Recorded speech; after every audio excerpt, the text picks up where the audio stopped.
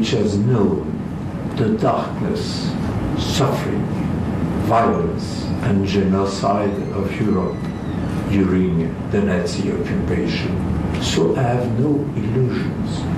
I only have faith in our ideals and a belief that we should precisely not forget to make the world better.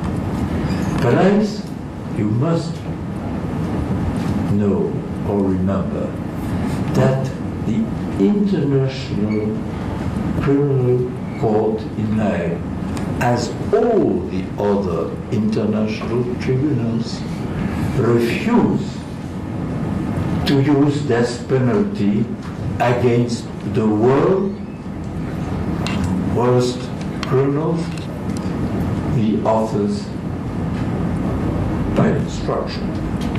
Usually they don't themselves kill. They kill at a mass extent from their office in giving the orders. These major criminals, and I remember, and I'll remind you of the crimes: mass homicide, genocide, collective rapes, deportation of population, etc. In the Statute of Rome, no death penalty. In no of the jurisdiction international dealing with these major crimes, you will find the death penalty. And I will, on this subject, stress an important point. You wouldn't find nowadays judges of international reputation who would accept to sit among colleagues appointed by the United Nations after many auditions, if death penalty they had to pronounce. There's no more, I would say, speaking, vivid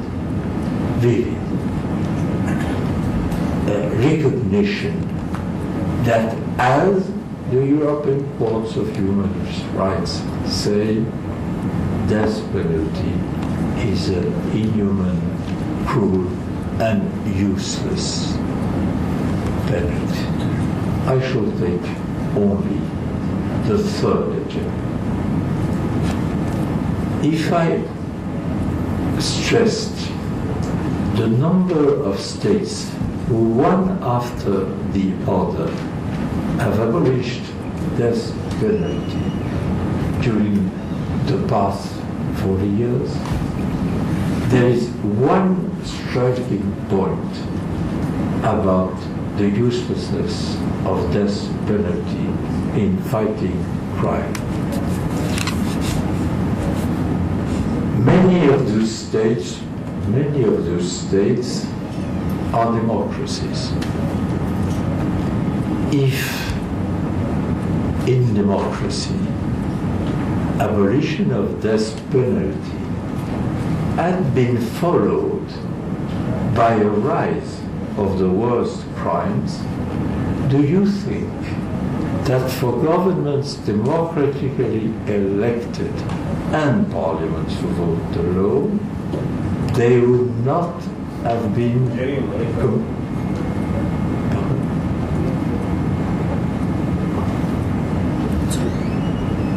Do you think that if in democratic countries, where naturally leaders want A, to be liked, B, be re-elected, which is a perfectly normal attitude, if they would have been following the abolition of death penalty, a rise of violent crimes, do you think that they would have accepted the idea of losing their executive seat or their parliamentary seat and be thrown out by the indignation of the people? Certainly not. If one after the other in all these countries, abolition has taken place, and which I stress, never in any of these states has the death penalty being re-established. If you needed a proof of the uselessness in terms of fighting the worst criminals of death penalty, you will have it there.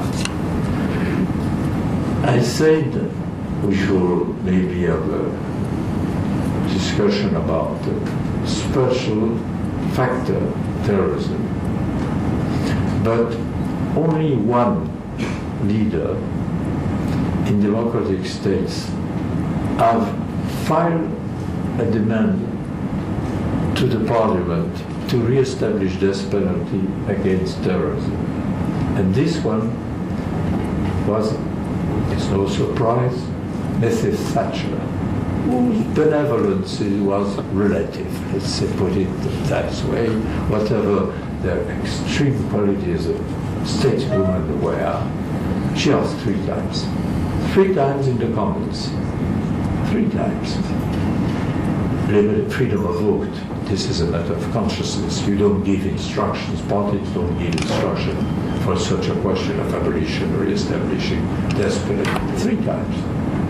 The Commons voted against the will of the Prime Minister 3 times, including in her own camp, and each time with higher majorities. I will not have to look for another example. It's a constant situation. Once you have abolished, you realize, and I will not quote always the same words, that there is also security without death penalty. And it's another problem. The question of what death penalty really means. In fact, in its reality, in its practice. Now, to go on the same analysis of the situation, you look at the evils that carried on death penalty with itself, and that you cannot escape. That's no theoretical, that's no theological, that's no philosophical, that's no moral. This is facts. I told you, as a lawyer, in my maturity, I have fought death penalty in court, because it's in court. Otherwise, it's plain murder by execution. So you have to have a legal decision. Otherwise, it's no more than a crime committed by the state. It's no justice anymore, so we will not refer to it, but I say it all. And here, you can take the present example of the few states in the United States in which there is still death penalty. The United States, I mentioned, I would be interested in going a little further with the United States, because the United States is the first power in the world, a very old republican democracy, and a country which is very proud of his judicial system. Now, in the United States, as you know, the penal